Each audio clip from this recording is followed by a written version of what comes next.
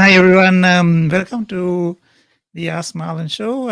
It's been a little while since we not had a show, so this is our number 9 show, as you can see on screen. So hope you're all doing well, and please jump in and tell us where you're connecting from, so we'll let everyone connect up and give us a hi and a high five, hopefully.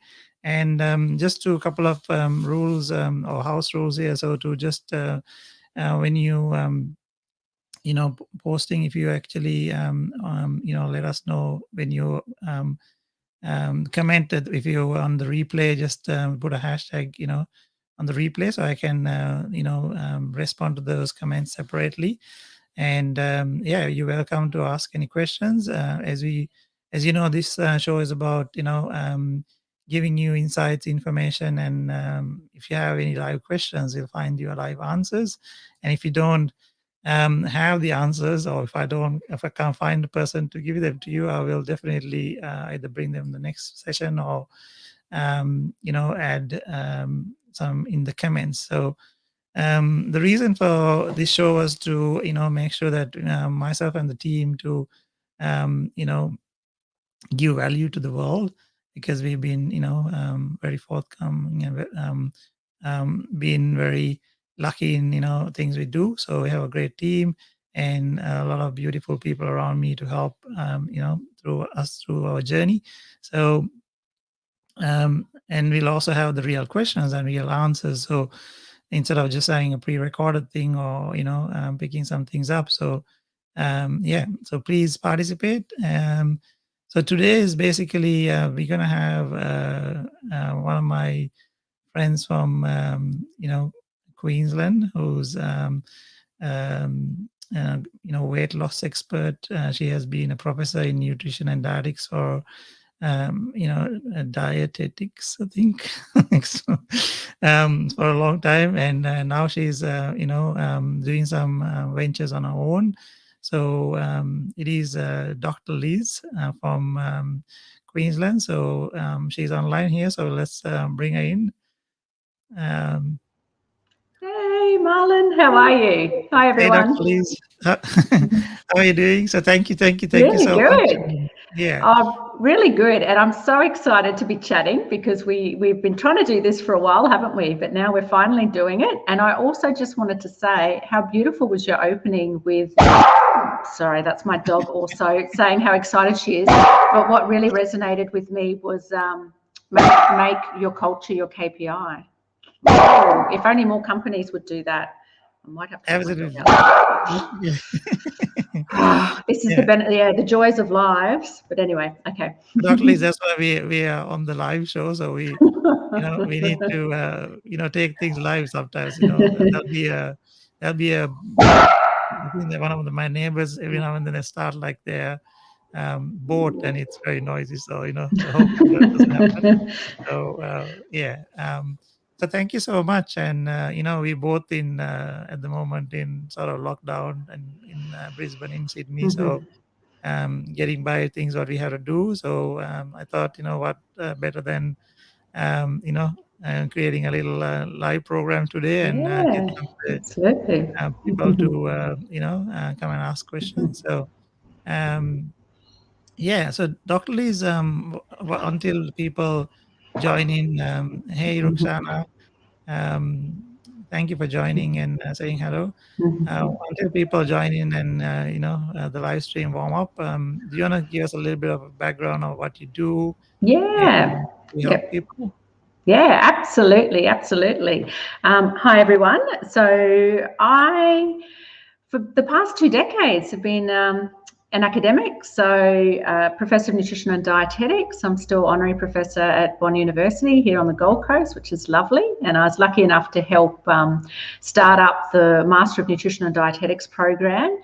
And our motto was to produce dietitians with a difference who make a difference. And I love that, because not only did I help set up the program with my wonderful team, but I also got to see several cohorts graduate who, you know, have got on to wonderful jobs and careers and actually are making a difference, improving people's health. So that's been fabulous. And if not for a few interesting things all happening at once, I probably would have been quite a happy professor researcher. But, you know, as often happens in our midlife, I guess I was getting, the more senior I was getting, you know, a bit more stressed and burnt out and trying to juggle family and everything else. But what really sort of was one of the pivotal moments was when I had a couple of friends unfortunately diagnosed with cancer. And one of my main areas of research expertise is nutrition to help people get through their cancer treatment. And it was at a similar time where I'd been involved in publishing these big international guidelines, which were well received. And, you know, we're very excited about that. But at the day-to-day level, no one at all spoke to my friends about nutrition during their treatment. They both had different cancer types. And I don't know, it was one of those moments where, you know, you start questioning everything, because I'd spent 20 years of my life doing all this research, getting all this research funding and hundreds of publications, and yet it actually wasn't helping people in the day-to-day. So I had my mic drop moment where I thought, stuff this, I'm going to solve it. And then hence Link Nutrition was born, and really trying to get the science and the cutting edge nutrition to everyone who needs it. So I do focus, and I'm known for my work in people with cancer and complex immune and gut disorders. However, I, you know, support everyone, and I seem to be really focusing on business owners at the moment because it's such a hard time. People are focusing on their business or their family but not looking after their own health and well-being. So basically I help people to be healthy through the healing power of nutrition.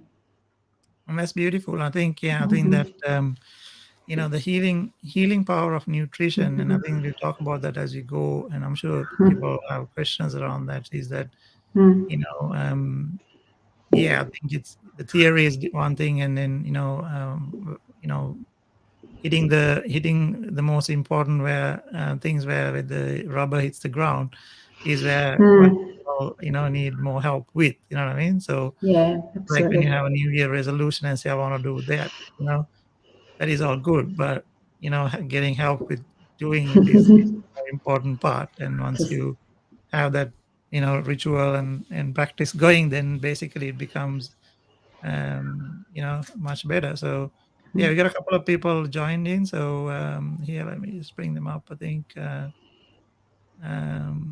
hey Jemu, how are you doing? Let us know where you're calling from. Mr. Michael, my buddy, who's in Queensland too. He's stuck at home. So so we have a few people have been joining in.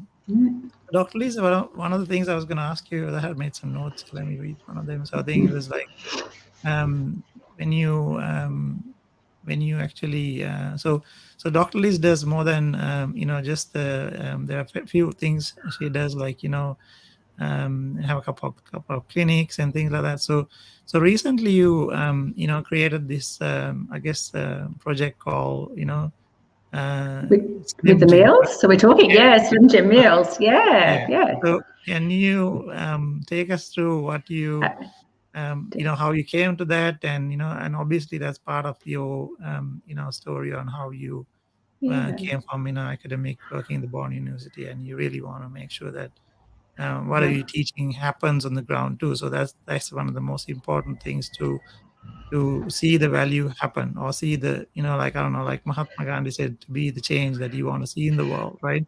So we have all the ingredients and the opportunity for make it happen. So can you take us through that? Absolutely. So very proud of Slim Jim Meals, which is a collaboration between myself, a personal trainer, and a chef. And so really they are fresh, locally sourced, healthy and yummy ready-made meals. So if you think of things like U-Foods or any of those sort of you know, packet ready-made meals that you can buy or order online. And really how it came about, I'd actually always wanted to do something like this. So, you know, when I was younger, I loved the idea of having a healthy cafe. Haven't quite got around to that yet, but also, you know, a part of the clinics, you know, we often, because I'm hearing it more and more these days, where people are so busy, and normally they would rely a lot on takeaway or Uber Eats or those sorts of things. So they were going to the ready-made meals as a healthier option. And quite a lot of people are spending a lot of money on it, but still not sure if they're healthy or not. And be warned, although most of them are good portion sizes, a lot of them are way too high in fat and salt and not enough fibre, etc. And yeah, so it was something that was on my mind. I often recommended other brands, and then it just really came out of a conversation between a personal trainer and myself. We work closely together, and a lot of our clients see myself for the nutrition and see him for the exercise, and then a chef who does catering, but not specifically around healthy things. So it was just a beautiful, combination, I guess, of skills and strengths, because myself and my team could help plan healthy versions of yummy foods like spaghetti bolognese and breakfast wraps, and we do snacks and lunchbox ideas and jelly cups and protein balls, all sorts of fun things. And and it's great because a lot of the people in the gym are obviously very conscious about things and want to get their protein in, and it's all on MyFitnessPal, so you can scan it and already see all the nutritional information there. So yeah, it's great. So it's very new. We've only been going for a few months, and it's available locally in the Coomera Gold Coast area. Order it online, and then you can get delivered or pick it up from one of my gym clinics. And but you know what? We're excited, and we've got big plans, and we're getting great feedback. Even my kids eat it, which is a great sign because they're not. That's a good test. Overly. And you know what's funny though? We do this beautiful little cup with all the different veggie sticks and some tzatziki or hummus dip. And my daughter she likes all veggies but not carrots. So I come and she often raids my things, and all that's left is some of the carrots. All the rest is gone, but a couple little pieces of carrot. But no, it's great. So I'm really excited about that because and it's funny because I'm very much food first. So I do encourage people to cook and enjoy the process as much as they can. But as we said before, that practical aspect, it's just the reality of it. It can be really hard. And for some families, particularly with teenagers, I notice they're pretty independent. They like to do their own thing. So having something that's available that they can just grab, that's yummy, good value, and it's actually going to be pretty healthy for them. Yeah, I think it's really good. So it's a good example of solving a problem, I guess, but from a few different perspectives, because we all were bringing our different expertise and experience to the problem. Yeah, and I think so. One of the things I was going to say that I think we were having a discussion the other day, Dr. Lee, is that that having access to a gym or a coach, or someone who's expert in knowing, because you can't just go and do anything. Yes, walking and doing those things are good, but if you want to really focus on a certain level of weight loss or whatever it is, then you have to get the whole you cannot win the Olympics by yourself, right? You have to have 7-8 coaches, and then typically.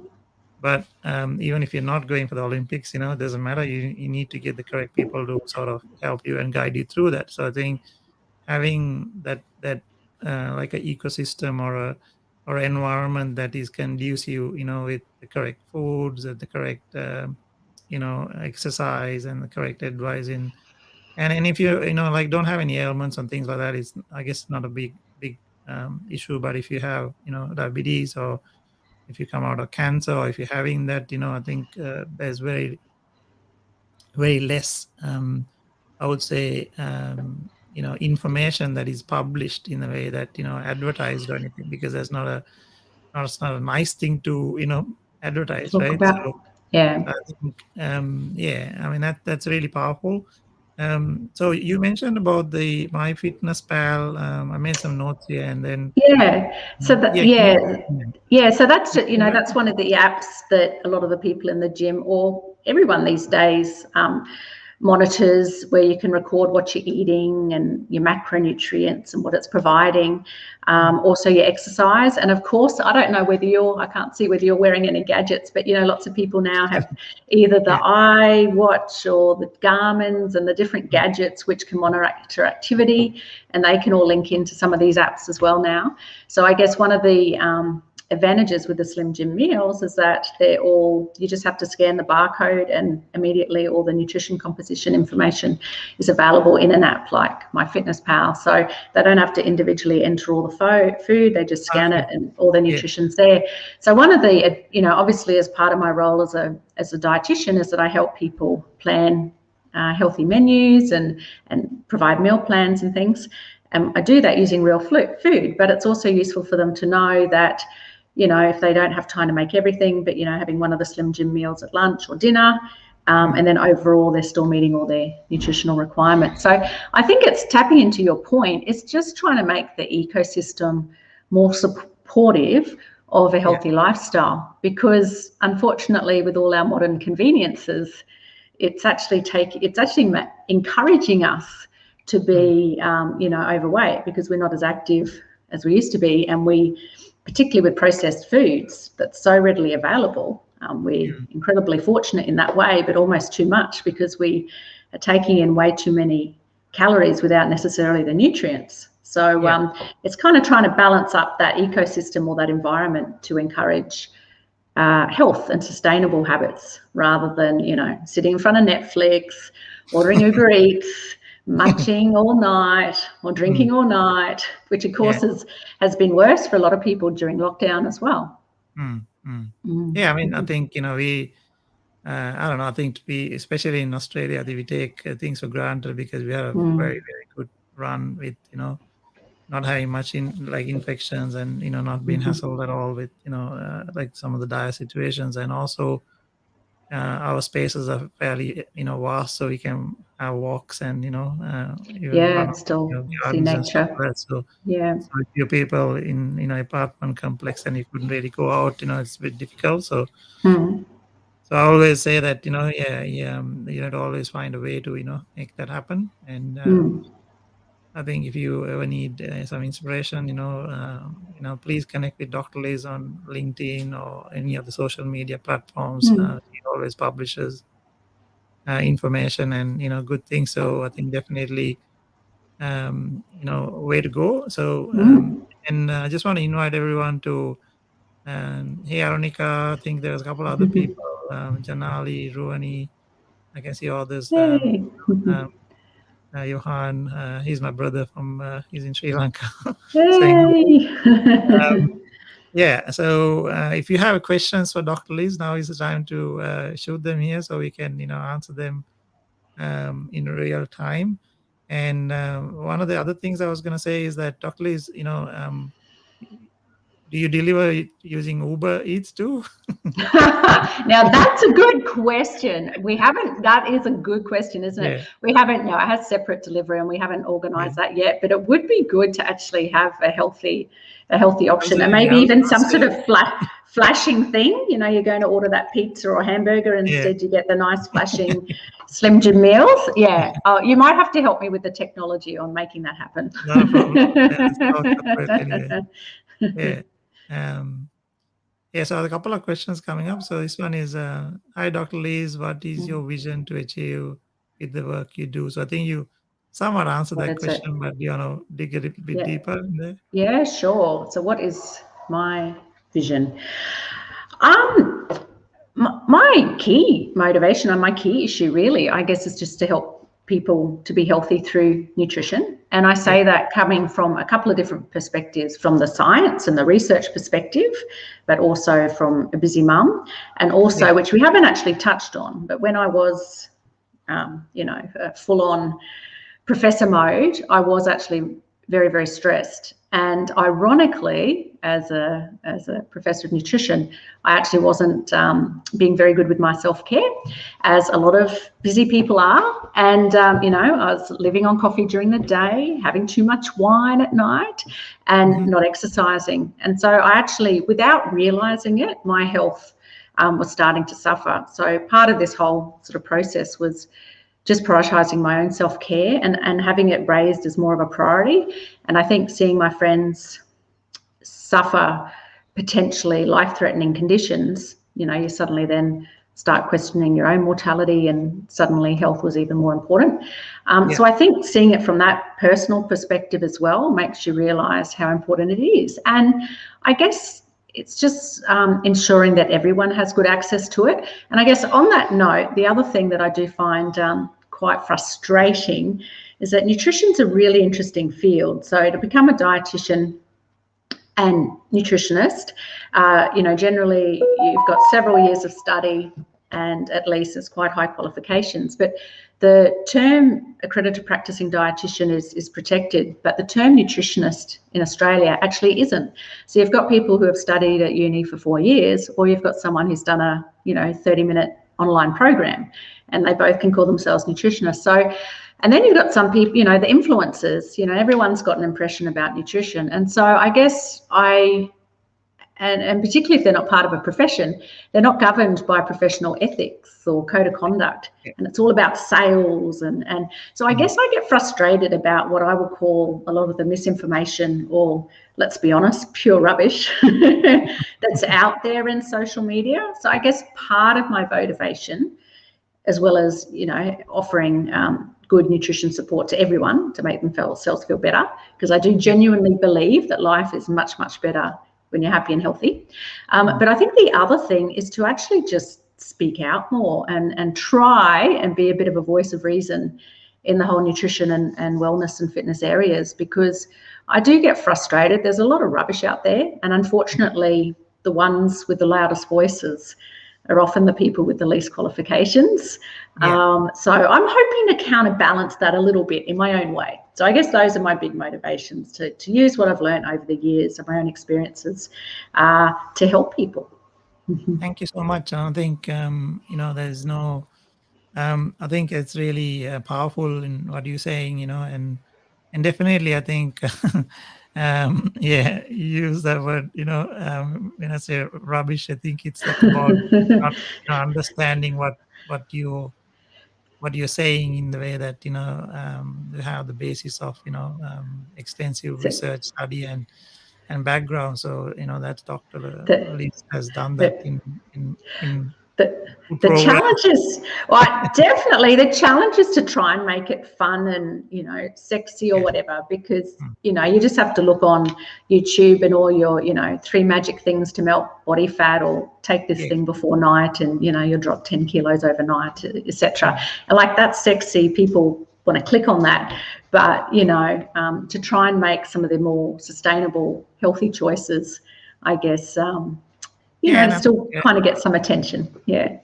Absolutely. And I think, so there's a concept like this that I was going to actually bring up. I've not told you this before. So, so I don't know, I think we would like, when we, let's say, idolize in people in, social media or whatever it is, so for example, if you have someone like a spiritual leader that you'll like, follow them, or, so I think, that concept that you said that, there's someone who's an influencer, or classed as an influencer, in the current, realm of what we do, may portray that they do certain things because they are sponsored. So, so that is very different to what they, so when someone sponsored, you or to do certain thing, you have to let them know that is, I'm saying this because I'm getting paid to say it, because, so I think if you have a health idol, like a healthy idol, or a person you want to, portray as image, you have to make sure that those people are like someone like Dr. Liz, and not from, and from an information point of view, from a, getting things done and, portraying what you want to achieve by just, education and the whole background of, not one thing. So it's like, doing your exercise, eating well, having, the correct psychology, things like that, So there are a couple other questions popping up here. So, Devni, do you want to bring them in? Yeah. So this one's on Janali. Do you want to read that, Dr. Liz? Oh, yes. So, Janali, you are not alone. So during the whole COVID lockdown, increase some weight. Any tips on how to lose it? Absolutely. I've got lots and lots of tips. The key thing to keep in mind, though, is that generally it does take time to gain weight. And likewise, it takes time to lose weight. And often all those changes can be happening internally, all the biochemical changes, but often it takes at least a week or even a couple of weeks before we start to see them. So the key advice is consistency and to stick with it, even if you think it's not making much of a difference. So, I use my 3 pillars of mindset, menu, and movement as sort of my health philosophy. So I'll focus obviously on nutrition at the moment. But one of the key things is literally to eat more fresh, less processed foods, so real foods we'll find in nature, particularly non-starchy veggies and fruit.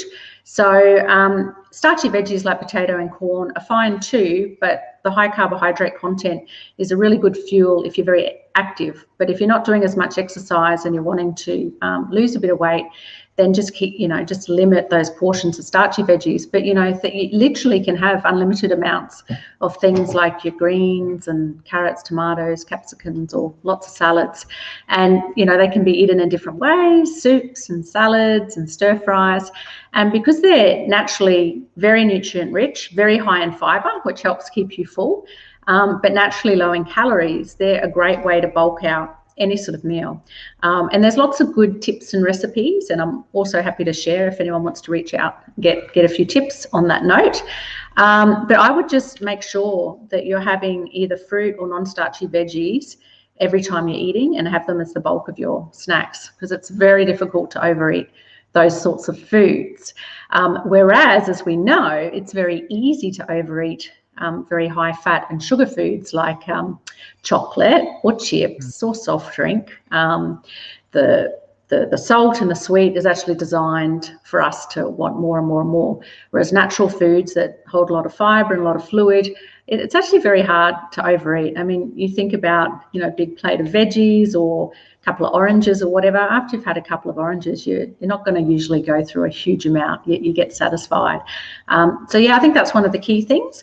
The other thing, of course, is drink plenty of water. Often we do confuse either being bored or thirsty with hunger. So make sure you're having your 2 to 3 litres of fluid or so a day.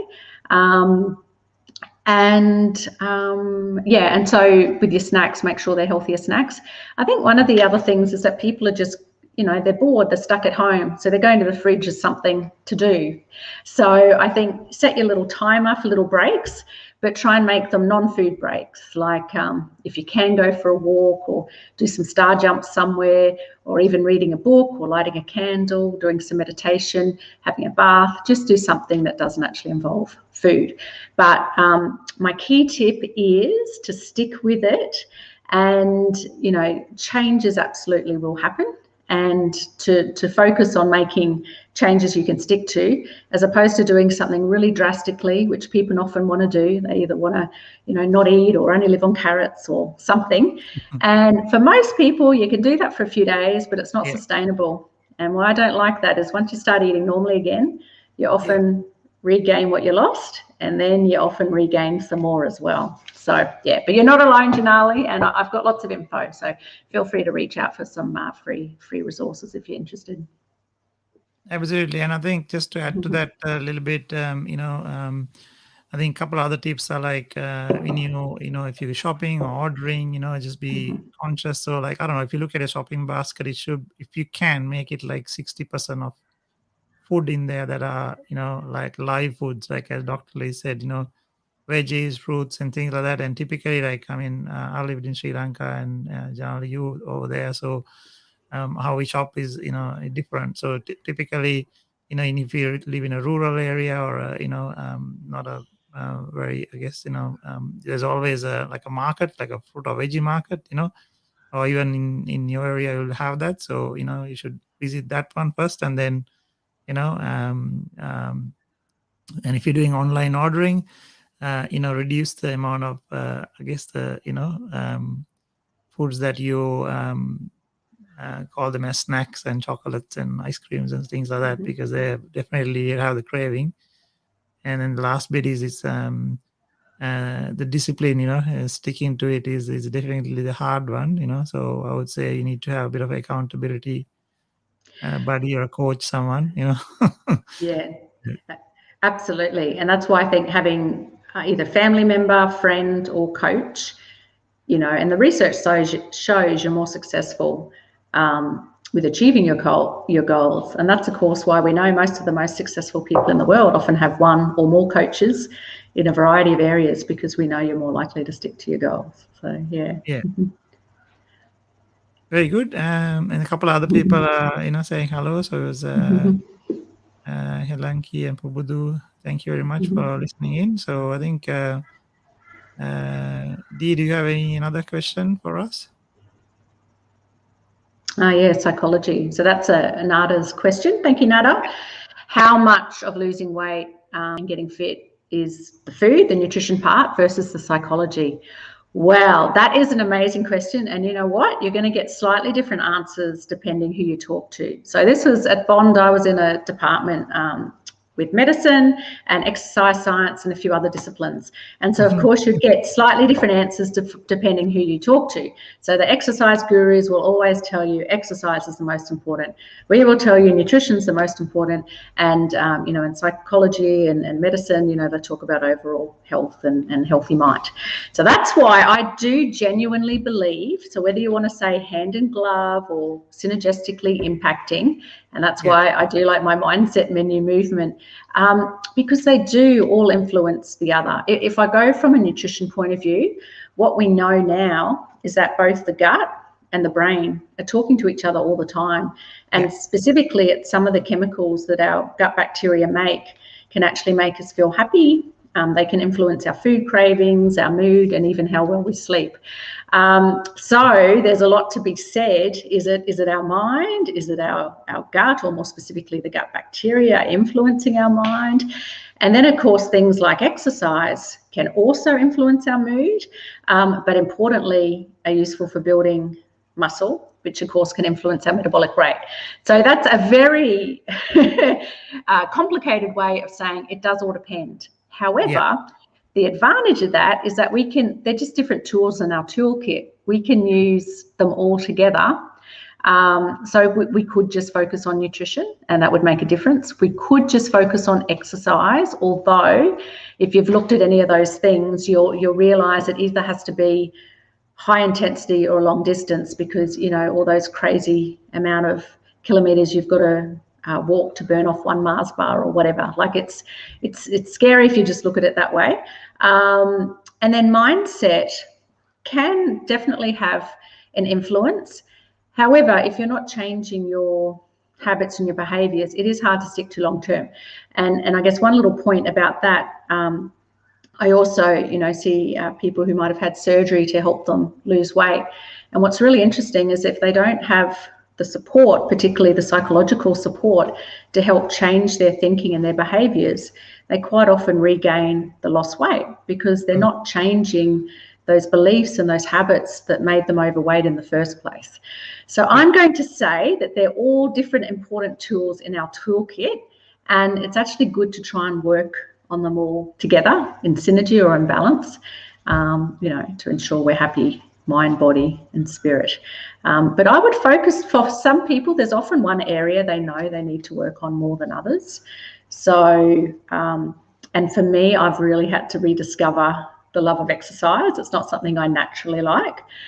So I have a good coach who helps encourage me and pushes me, and it's something that I've really had to schedule into my life. So yeah, I think working on those, Dr. Liz, you know, if you look at Dr. Liz's LinkedIn or, you know, social media, she's running on Saturdays 5 kilometers, and, you know. So, and if you'd asked me that a few years ago, I would have laughed at you. I would have been sleeping in, recovering from the crazy week that I'd had.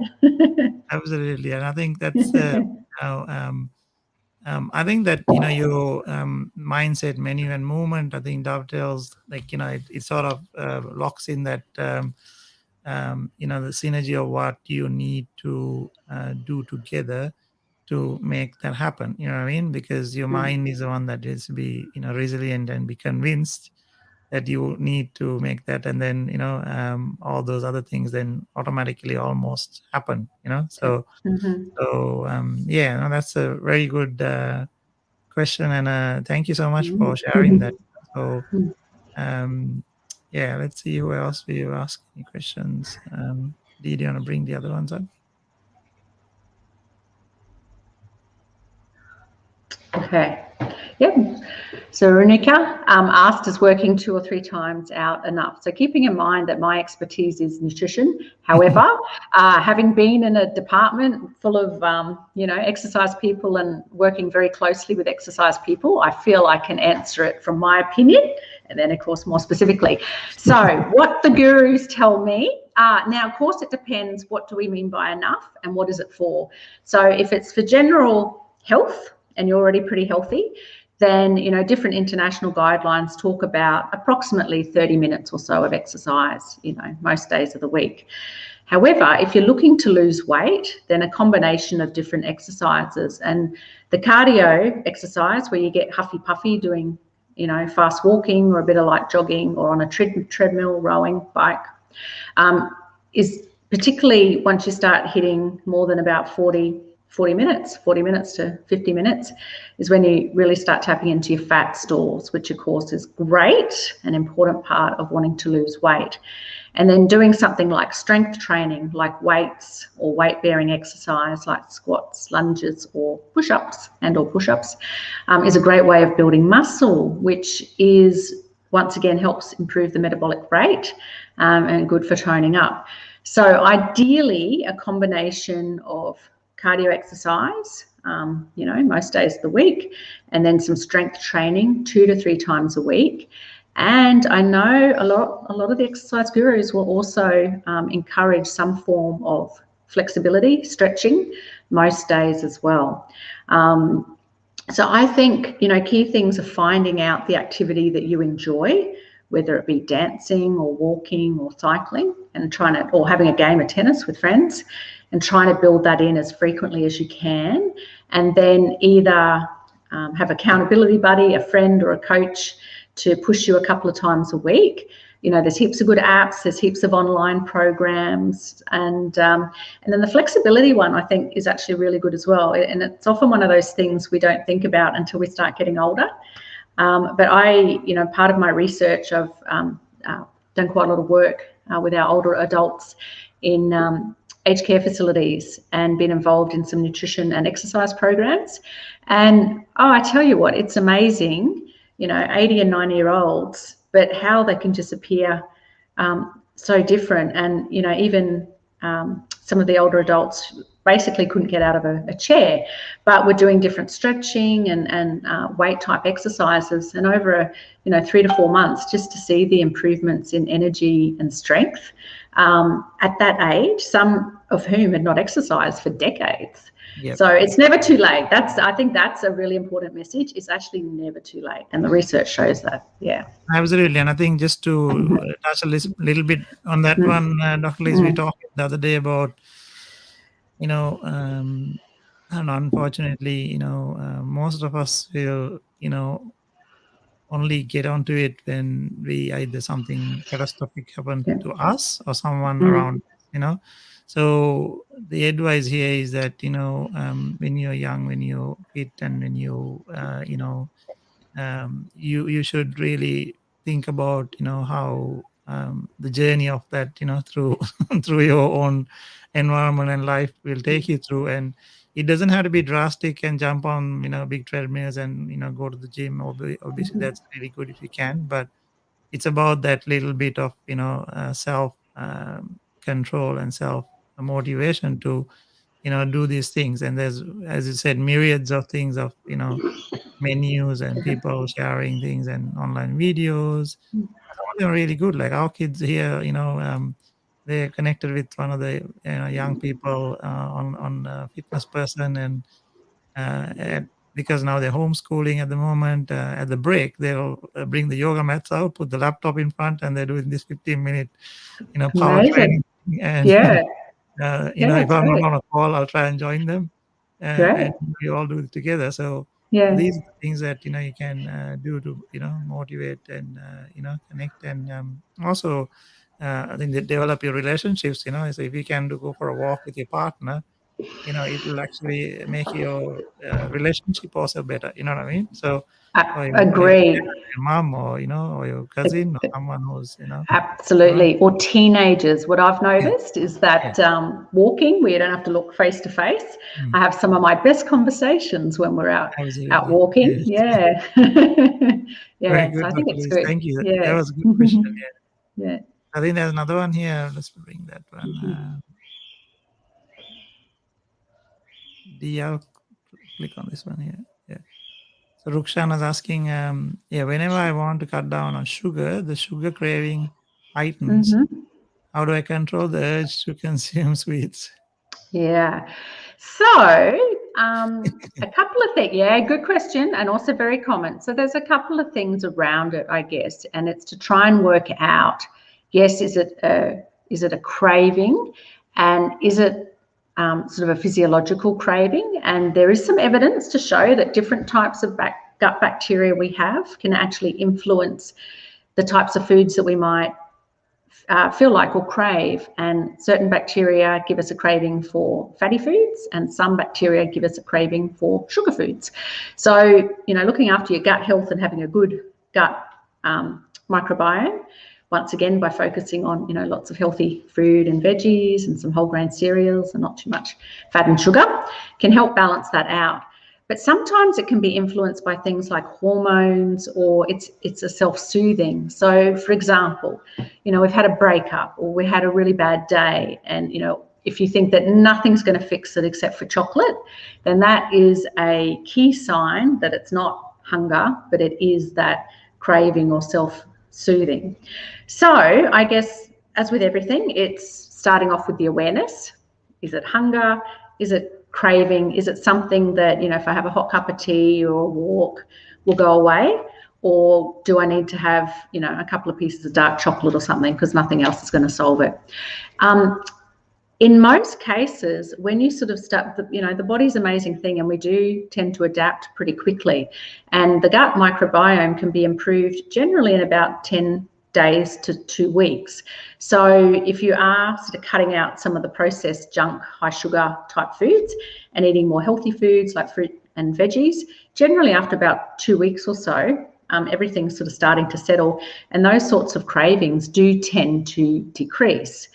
Where that is not necessarily the case is if you're going too low on your carbohydrates, if you're just trying to cut out all sorts of carbohydrates.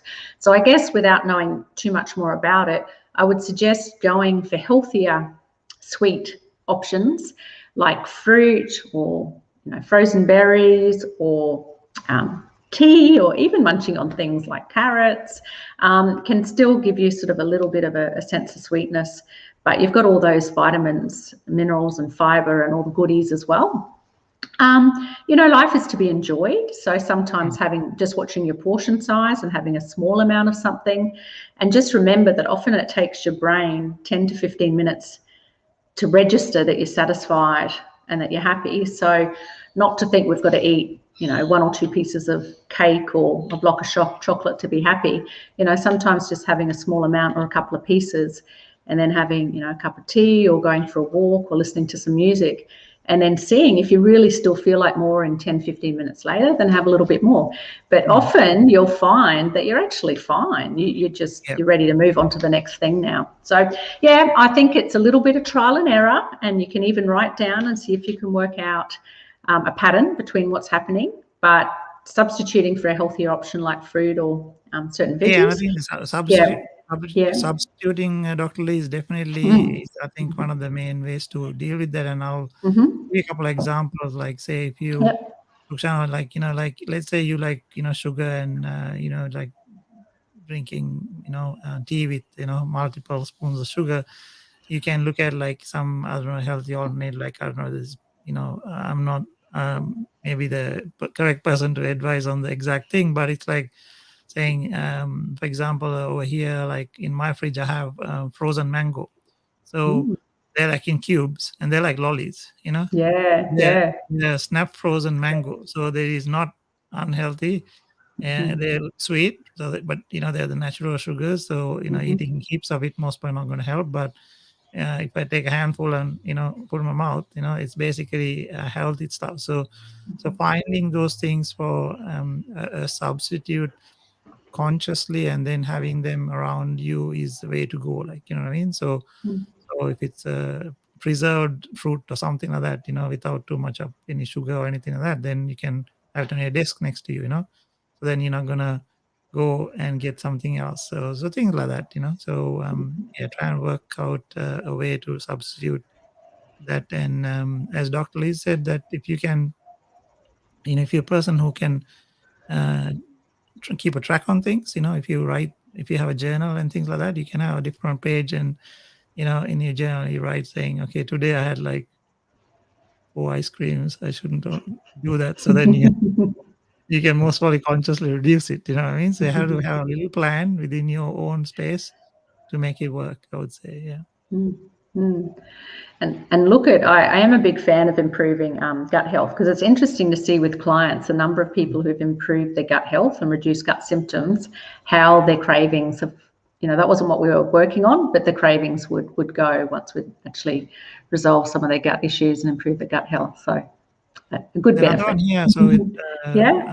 Mohammed. Fatty liver. Yeah, that's a good question. That's a good question, Mohammed. And you know what? It is so common now. It's so common. And, often as we get older, but often it is more common in men. And when you see the belly, often, and we might even refer to it as a beer gut, but often it is fatty liver.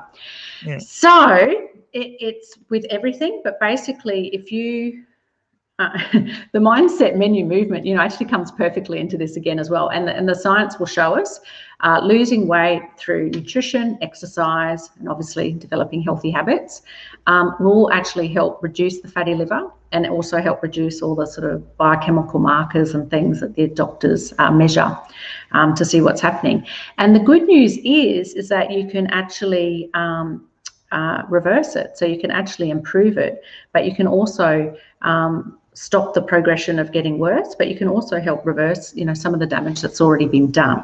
So I would start by cutting out any sort of really high sugar, high fat foods, once again, drinking your 2 to 3 litres of water a day, picking up exercise, but the big key is to lose some weight. So, if you're overweight, even just starting by losing the equivalent of 5 or 10 kilos, or say, depending how tall you are and how overweight you are, can then start having improvements in all those biochemical markers. And once again, I'm happy to share any sort of free resources, but that's a really good question, because this is something that's becoming much more common now. And, even generations ago, it wasn't, we didn't really know about it, but it's pretty common now. And a lot of people, particularly men, are not aware that they have it. Thank you, Dr. Liz. I've got another one here, I think. Fike, it's come from our YouTube channel. So, hi, Dr. Liz, what is the recommended amount of calorie? Yeah, thank you. Yeah, so what's the amount of calories to gain muscle and lose fat? And look, this is a great question, and it's, once again, not as easy as you would think to answer, other than having a good balance. But technically, if you look at the theory, to gain muscle, build muscle, is actually quite an energy intensive process. So not only do you have to work out and cause the tension, the stress to the muscle fibers that cause the damage, and then they repair stronger, but as well as that, they actually need quite a lot of energy to build that muscle. So normally you actually need to have the correct amount of energy to build the muscle. On the other hand, it's almost an opposite process to lose fat. To lose fat, we do need to be in calorie deficit, and we need to burn off more than what we're taking in. Yeah. So these sort of processes are almost happening differently. So that's why doing a combination of things. The typical thing we talk about is if you reduce your daily intake of kilojoules of about 2,000 kilojoules per day. So, for example, the typical energy requirements of, typical adult is generally around 8,700 kilojoules or so. So if you took that down to about 6,000 or 6,700 kilojoules a day and kept everything else fairly similar, then you'd lose on average around half a kilo of weight a week, of which most of that hopefully is fat if you're being pretty active.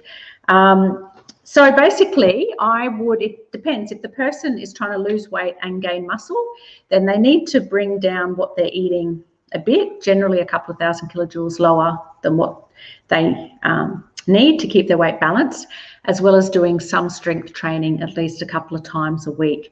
But as with anything, these are sort of rough guidelines and equations. We're all individual. I would track it. And of course work with an expert to help monitor and get the best gains. So Dr. Liz, with that sort of question for Mike, which who's expert for that? Is that like a dietitian or and often we'd work in conjunction. So a dietitian, sports dietitian, nutritionist can absolutely help out with that. Often we'd work with our exercise colleagues, like an exercise physiologist, physio, or PT, so that we've got, and this is why I love collaborating, with other professionals, because then we can match a perfect diet or nutrition plan to, great. So, well, we can get Son to answer this question as well. But that's why it's a great collaboration. And hey, I did the plug for PTs and exercise gurus before I even saw you were watching. So I'd like that to be remembered. But that's why it's a perfect synergy and combination, because when we know what the particular training recommendation of the exercise expert is, then we can tailor a diet to match that. And, of course, it's fuel, so that they're going to get the best in terms of their muscle gains while still, losing weight and whatever else. And on that note, I'll mention one more thing. I also like working with body composition assessments and taking measurements as opposed to just weight alone, because particularly when people often start an exercise program, the weight might not change or might only go down a little bit, but often they're losing fat and gaining muscle, which is hard to see. You can often feel it in how your clothes fit, and when we do some body composition assessments, we can see that as well. So I prefer that than just weight alone. Weight is just a very broad measure. It's not as useful. Great. Yeah, I think, thank you very much. And I think Sandami's question, Dr. Liz, I think how can we start? Yes. Yeah. Well, I'm going to plug the mindset menu and movement again. There are lots of good free resources. I have some on my website, drliznutrition.com. And, there's lots of good apps and YouTube things. I would start, rather than trying to change everything all at once, I would start with a couple of easy things. And it might just be, okay, I'm focusing on doing a 20-minute walk a day and making sure that I have 2 liters of water or something a day. And then once you've bedded that down as a habit, then work on adding something else until that becomes a habit, and introduce something else. I think, and another key piece of advice is that daily action is better than perfection. And I think often we wait for the perfect time, or Monday, or I need to go to the gym. Like we often want things to be perfect before we start doing things. And it might just be as simple, like with the kids, we, just have a blown up ball or a balloon that we bounce around, or use a skipping rope. Like it might just be something really basic, but just to get us moving.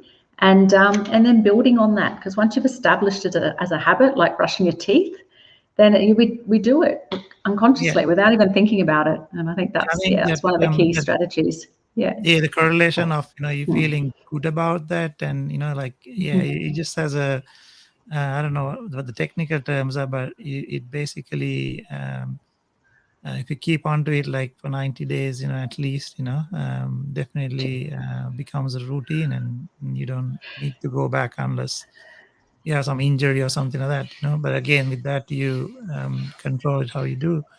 So there's a couple of more questions. Quickly, we'll go through. Dr. Liz, we're getting a lot of, you're very popular. So they all come in at the last minute. That's always the way, isn't it? So I think Johan's asking a question. Let's see here. Great. So I think your husband's doctor is stopping all starch Eat and all the sweet. rest. Yeah. Okay, Eat the okay, rest good. of sweet Yeah, so potatoes. well, first of all, well done for losing some weight. That's fabulous. We all know what an achievement that is. Look, the bit about the supplements, it really does depend. If you're eating a well-balanced diet and you're generally healthy, most people can meet the nutrients they need through a balanced diet. There are some nutrients that I do really like and I think are quite hard to get through the diet. So one is omega-3 fatty acids, which is found in oily fish like salmon or algae. The other thing, ironically, in Australia, but vitamin D, we get most of it in reaction to exposure of our skin to sunlight, and we get about 10% through food. But vitamin D is another good one. So, without knowing the individual circumstance, it's hard to say. Generally, a good healthy diet, you can meet most of your nutrition, if not all, through a good healthy diet. Certainly, I think the rule with supplements is that there are some good ones that I think can be beneficial, and we have some emerging evidence for. But I would see where it's made. I would check on quality control, because I did an interesting research project with some of my students where we basically went to a pharmacy, gathered a whole heap of them, and you may not be surprised to know that a lot of them did not have the amount of the active ingredient they had in them, which is not good. But even more concerning is that they had a few nasties in them. In terms of toxic things. So yeah, exactly. So I do take care, but some can be very helpful. So like I said, omega-3s I'm a big fan of. Vitamin D I think can be good. Magnesium can be good if you are doing a lot of exercise. A general antioxidant one, phytochemical. So yeah, it's one of those tricky ones in nutrition. It does depend. So if you're really interested, chat to a nutrition expert. Yeah, and if you can get them in natural foods, I think is the best way instead of well, it's always good. And the thing is that we've only identified certain nutrients in our foods, and they do all work synergistically together. So there's so many different chemicals that we haven't even identified yet. So yeah, if you can get it through food first, that's always my preference. Yes. There's another one here quickly. Let's go to Manisha. So okay. Well, yeah. Is it okay to be skinny and underweight? Quite healthy. Don't get sick. Is there a good way of gaining weight? Yes. So first of all, yes, I think just like with being overweight and obese, then, being too underweight can be a challenge, but it depends what we mean. So there's some general guidelines with the body mass index, which is weight for height. And if you're very, very underweight or malnourished, then yes, that's associated with more infections and getting sick. So without knowing, if you're just naturally thin, and you're otherwise generally healthy, then you're one of the lucky ones. Be happy with that. I would still emphasize the importance of good lean tissue, so good muscle. So exercising is still really important, and particularly some weight training, weight-bearing exercise, and strength training at least a few times a week is actually really important.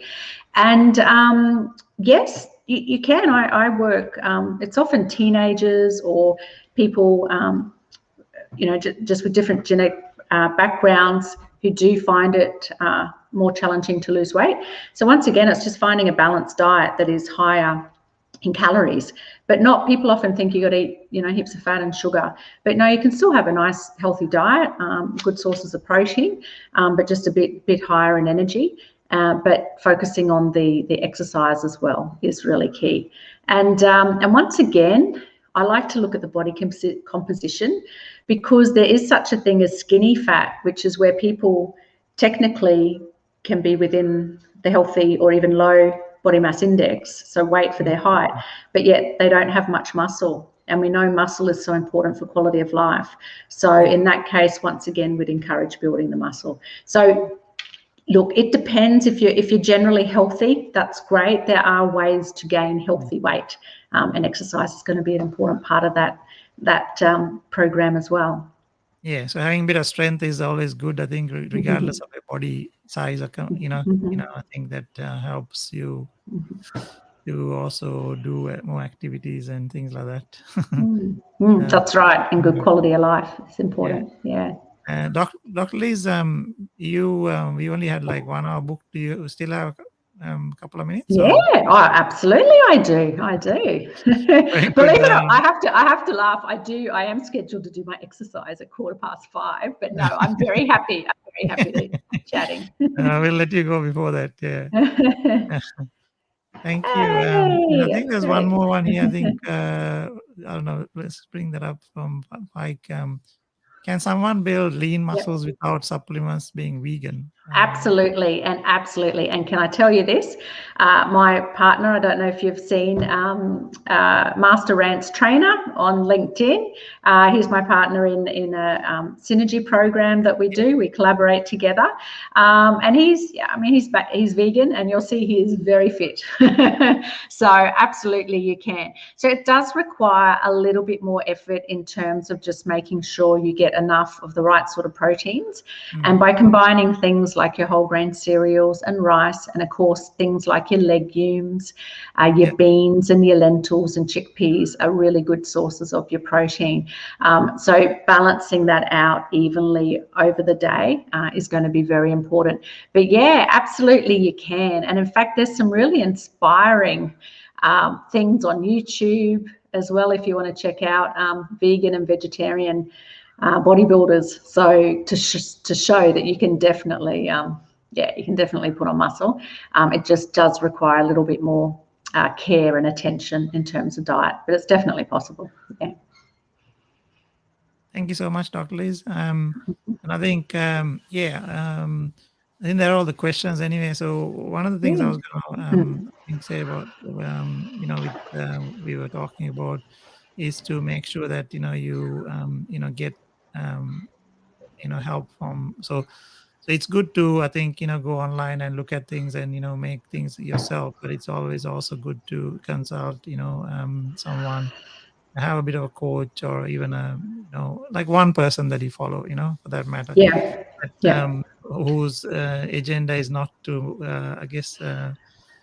promote a particular product or anything specific like that. So I think that's my take on I think that's great advice, Marlon, because particularly in the nutrition and actually in the exercise areas, it's so confusing at the moment.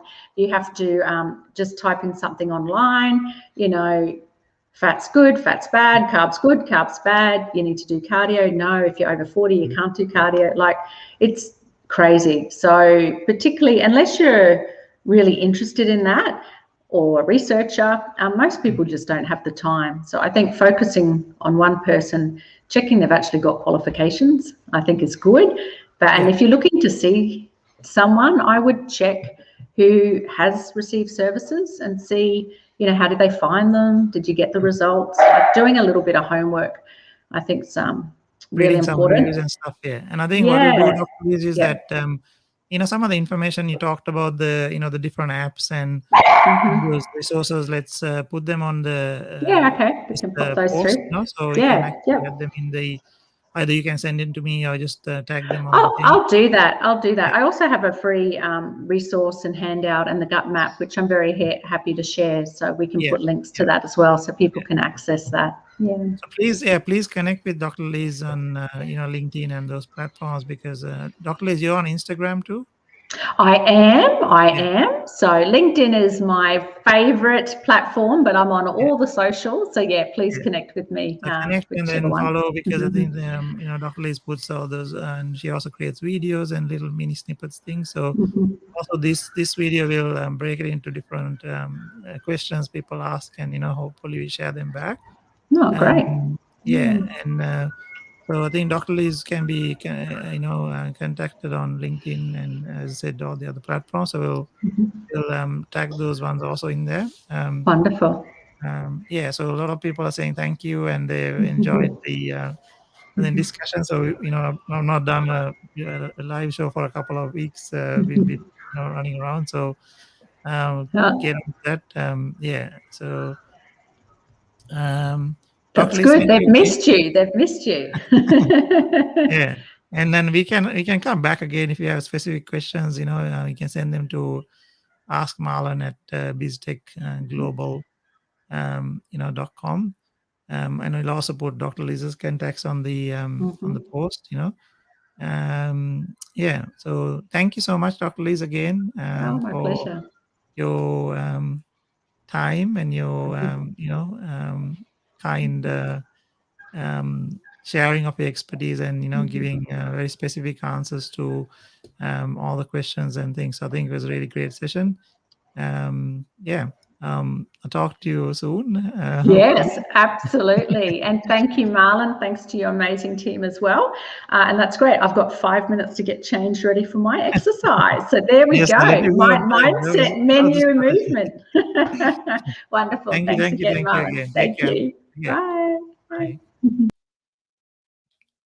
So thank you everyone for all the questions and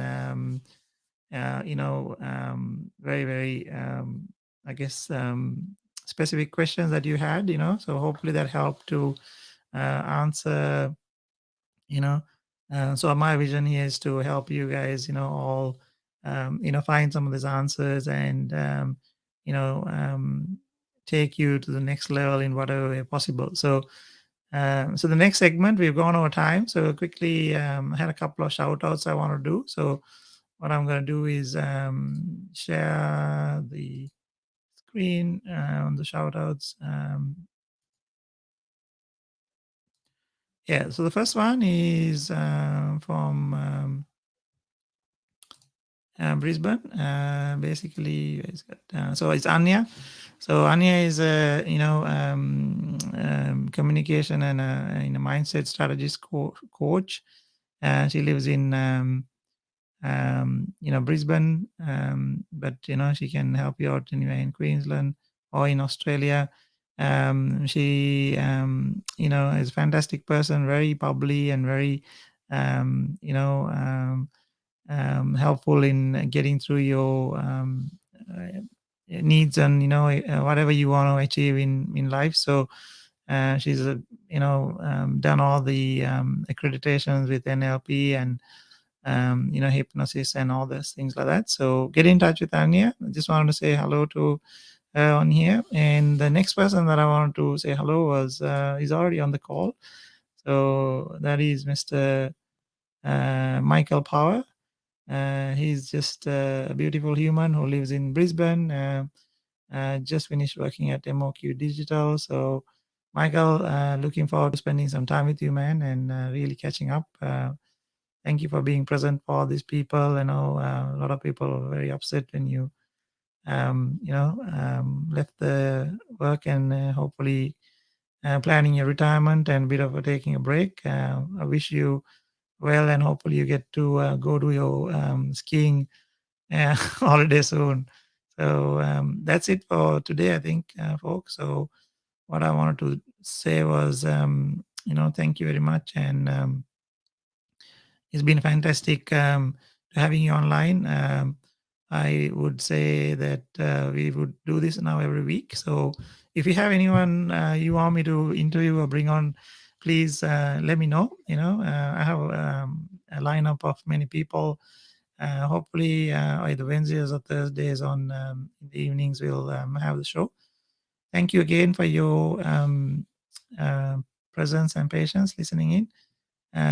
Yeah, so till next time, stay safe and be healthy, and do exercise and eat well. And if you have any questions or you want anything, please reach out. And yeah, just my departing words are, if you want to see the change, you have to be that change. Be the catalyst of that change, so that you can actually impact the environment and make it a better place. Thank you very much, and signing out. Bye for now.